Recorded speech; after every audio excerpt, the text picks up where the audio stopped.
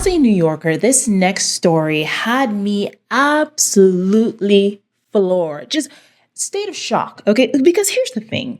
If you ever went to Catholic school in the New York area, you were probably taught by the Sisters of Charity. Everyone knew the Sisters of Charity. I know I've been taught by the Sisters of Charity in elementary school and in high school as well.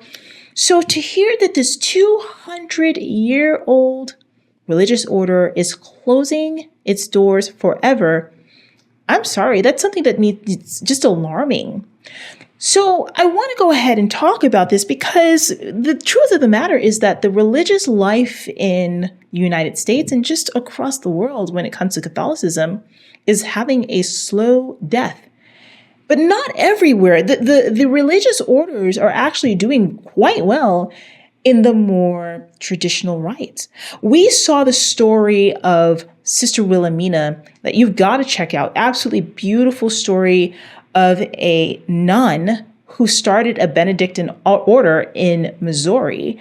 She recently died, but her order was a traditional Orthodox within the Latin Mass and all that stuff. And it's so beautiful to see and to witness and to show that a woman who was so steadfast in her faith, who left her Oblate sisters, she left that order because of the fact that she was mortified, basically, of all the changes that were happening in the church at the time. And her order of sisters in this Benedictine order, they wore full habits. They did their masses and daily office and all that stuff. All that stuff is in Latin. We saw that ourselves. So it begs to wonder what the heck happened. So I want to talk about that. We've got a video that I recently came across on the Associated Press's website that we got to talk about what's going on with the Sisters of Charity and out of their own mouths what they think might have happened. Let's go ahead and get into the story. Well,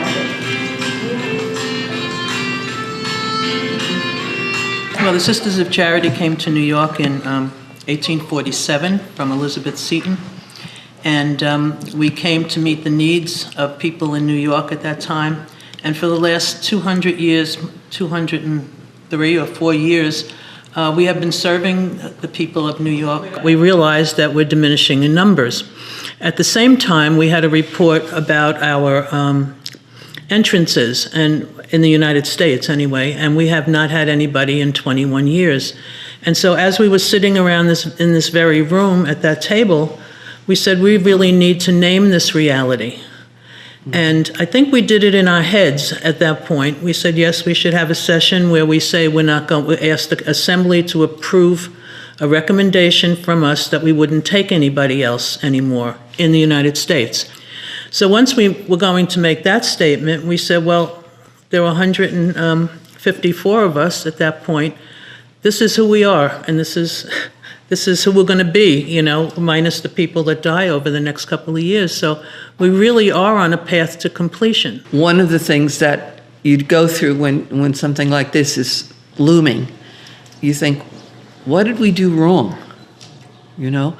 And so we I'm sure there were many times when we questioned all those changes that we made back in the 70s, the habit, leaving schools, going into other various ministries, and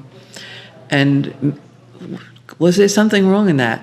But when you stop and think, you recognize that each person who did any of those things was doing it in faith, trying to read the signs of the time, and do what they're called to do, and that can't be wrong. We're looking not only to pass on and make sure that the people who are following us really understand the call of charity and the gift that it is in their lives and in the church, but also the relationships that we have with each other. Charity, well, the old adage, charity begins at home. Well, if it's not among us, it's not real. And there you have it from the sisters' own mouths. They asked some really great questions about what happened and what's happening in the faith, what's happening with religious orders. We spent the beginning portion of this conversation today talking about women and our place in the church. And seeing that example with the Southern Baptist congregation and how they are making a stand to say that women have a place, but it's not on the pulpit. It's not in the leadership positions such as pastor. And at the same time, here in Catholicism, we have a pathway for women to be able to serve in the best ways possible, to be examples in the community.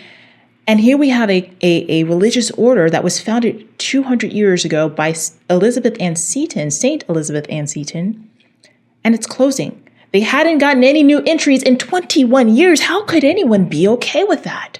How can we sit here and say that there's no room for us when we've got a religious order coming to completion in the way that it has, a significant one? The sister who was talking also pointed out something very interesting where she talked about the changes made during the 1970s and everything. Well, it just always seems that everything goes back to that period. Everything, not only in the church, but in society as a whole. How things with the sexual revolution and all of the other movements that were going on, how it really impacted society in a way that no one saw. I think, and you have to, I give some grace.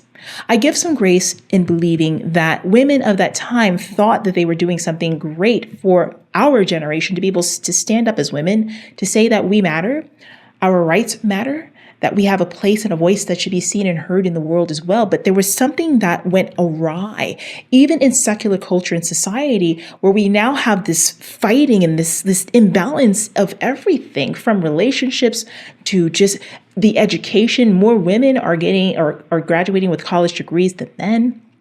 Women are having higher paying positions within companies than men in these days. We're outpacing the men. Now, this could be a call to action for men to say to stand up, stand back and take up your mantle and stand up for your masculinity. But we have to do it as a whole.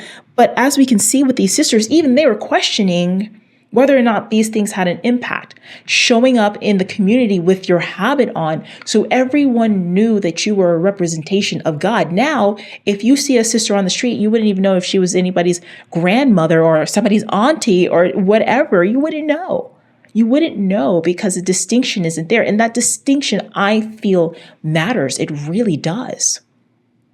The other thing that I really was bothered by was the fact that as this particular sister was talking about this, she kind of like pushed it away.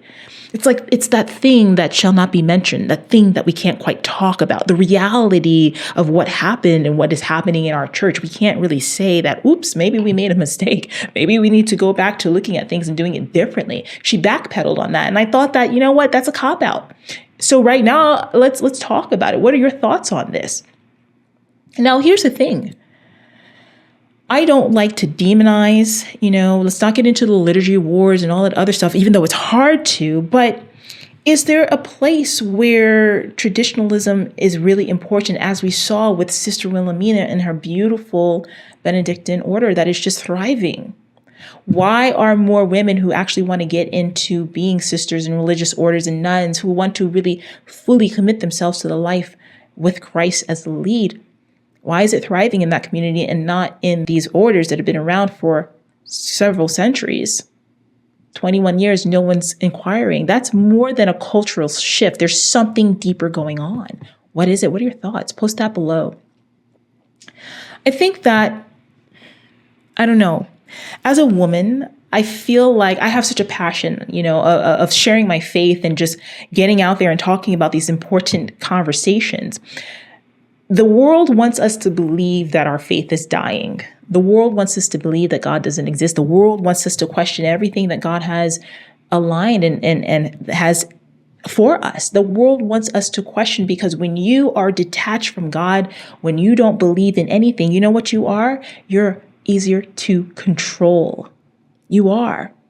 Because all of the things that the world promised us as women, freedom, sexual freedom, and all of this and we're seeing years later that the experiment is kind of failing. We were supposed to be the ones that benefited from all this stuff. But what society and studies are showing us more and more is that people are pulling away from the culture, that the culture itself is dying. For all the things that we say that we stand for, things are falling apart politically, socially, spiritually, and that's not good for humanity on the whole. And when we can see this manifested in the church, something has to be done. Something has to be said. Something has to be brought up with fire within our younger generation who is standing up and asking for tradition, asking to be seen and heard in their faith and not be ostracized. How can we evangelize and mobilize them to go into these orders to live the life of Christ that they may be called to do?